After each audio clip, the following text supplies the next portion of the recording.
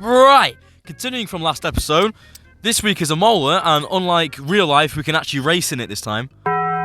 We hopped into practice 3, and this time ran the track acclimatization program. With the car now feeling a lot more agile and drivable than what it was at the start of the season, we passed this program with flying colours, and decided for this dose of vehicular suicide, we'll just pull an Ayrton Senna. It was time for one-shot qualifying, and away we went. The car was decent, and we were actually on quite the flyer this quali, and crossing the checkered flag, we took P9, our best qualifying position yet. The race this season decided it wanted to be a wet race, so I went in the corner and cried. Okay, this is our engine supplier's home Grand Prix, which means there's a lot of very important people here behind the scenes. I'd love to give them a strong result to watch today, plus a good result might make my post-race meetings a little bit easier. Oh great, it's Miami all over again. It was 5 red lights in wet Imola, and somehow nobody died. In general, the car wasn't performing all that bad, but the brakes, as you can see, were a real challenge. I don't think the line is really dry enough yet to start thinking about slicks. I wasn't even considering slicks, you fucking dumbass. As the race went on, someone had seemed to have died, and it was an Alfa Romeo pulling a Charles Leclerc. He then retired shortly after. I guess he couldn't take the embarrassment. DRS was now enabled, so I guess that means the track was drying up quick enough. Now that the track was practically dry, I decided now would be the best time to pit. I was, interestingly enough, one of the only drivers to pit, so everyone else was out on inters on a dry track, which was great for me to catch up to everyone.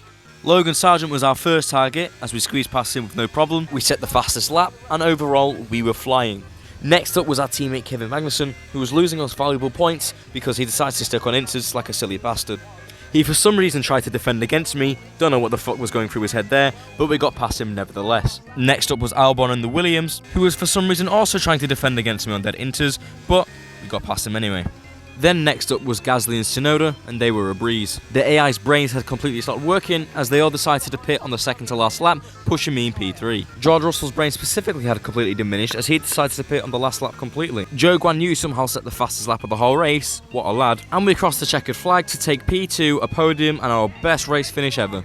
That result put us P7 in the drivers and P5 in the constructors. Quick little marketing event, and we have been asked how should we grow our brand, either with charity, an interview, or social media. Obviously we picked social media to grab those sweet TikTok views. What the hell? Both upgrades failed, of course.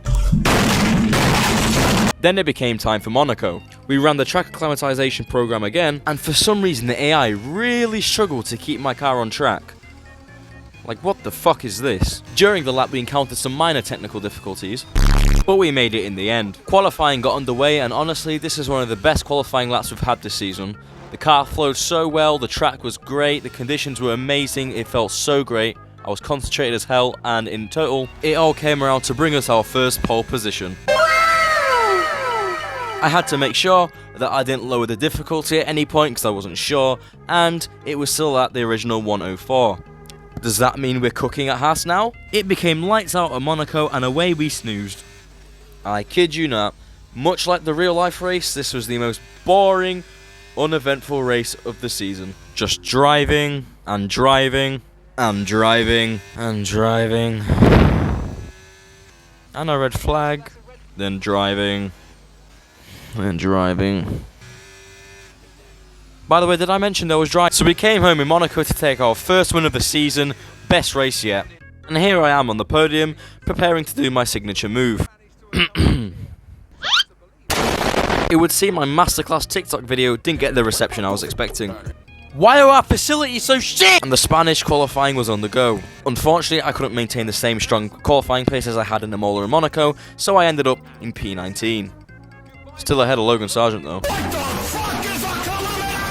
5 red lights in the Spanish Grand Prix got underway, and I was quite confident in the performance of this car, despite us becoming P19 in qualifying, so the hunt for the people ahead of us were on. We were gaining on them more and more lap by lap, and it would also help us that they were kept battling each other each lap.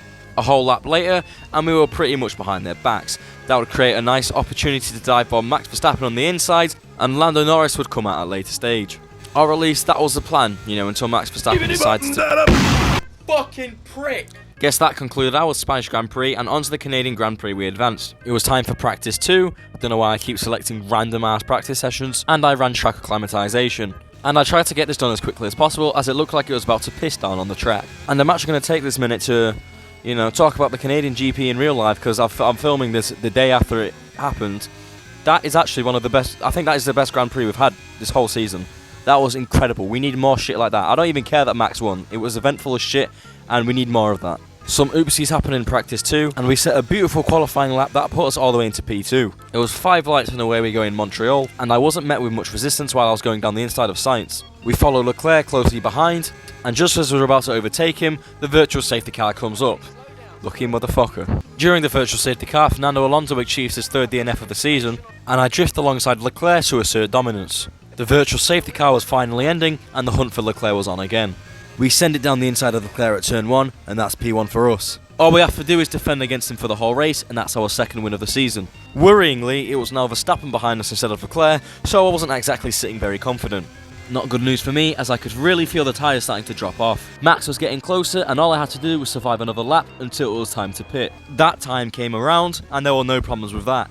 Coming out the pit exit alongside Sargent and Leclerc, we made it a 3 wide into turn 3, and somehow everyone survived. I went past everyone else that pitted, and we retained our P1. So far, everything was looking great, and we crossed the line to take another win. That puts us 6th in the driver's standings, not far behind Sergio Perez. What the fuck, our upgrade actually came, and we decided as a one-off, we'll actually take part in this Pirelli hot lap. It was 5 red lights and away we go for the Pirelli hot lap, and away we suffered trying to get this absolute boat around these cone gates. Now I don't know about you, but in the most humble way possible, I know quite the fair amount about cars. I grew up watching and learning all about all sorts of cars, from road cars to drift cars to open wheel cars and track cars. And now whilst obviously this thing isn't exactly the W11, I can assure you that this car handles much better in real life than in this game.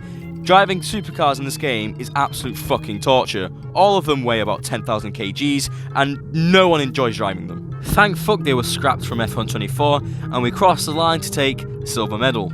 Even just looking in the replay, there was no real care added to these cars. I mean, what the hell is that smoke effect? And the car magically starts losing its shadows when it gets further away. But anyway, on we go to our 2nd sprint weekend of the season. Qualifying went ahead, and we came home to take P2, just beaten by Sainz off the fucking straight. It was 5 red lights and away we go for the sprint race, and then I realised that my engine was still 1 because I didn't swap it out because I'm a dumbass. For some reason my engineer wanted us to box in the sprint. I'm seriously getting concerned for his mental health, and Carlos Sainz goes for a little peek up the inside, but nothing really comes of it. Lando Norris manages to squeeze past us in this part, but we overtake him right after. He tries to squeeze past again, but we block him off, and we come home in the sprint to take P1. Race day came around, and the powers that be decided it should be a full wet race. Please end my suffering. It was 5 red lights in Spielberg, and away we barely survived. Norris wanted a fight in turn 1, but that caused no issues for us. We went for a little detour to keep things interesting, and Norris desperately wanted to get past, but I cannot allow this. We pull a 100% totally legal defence on Norris, and everything seems to be turning out the way it's supposed to. A red flag went up, and away we went for the restart. If you're wondering why I'm further back than I'm supposed to be, that was because of a previous spin that we do not talk about.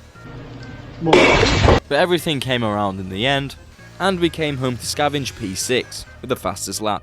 We managed to overtake Perez in the driver standings. Can we take on Leclerc? Find out next time.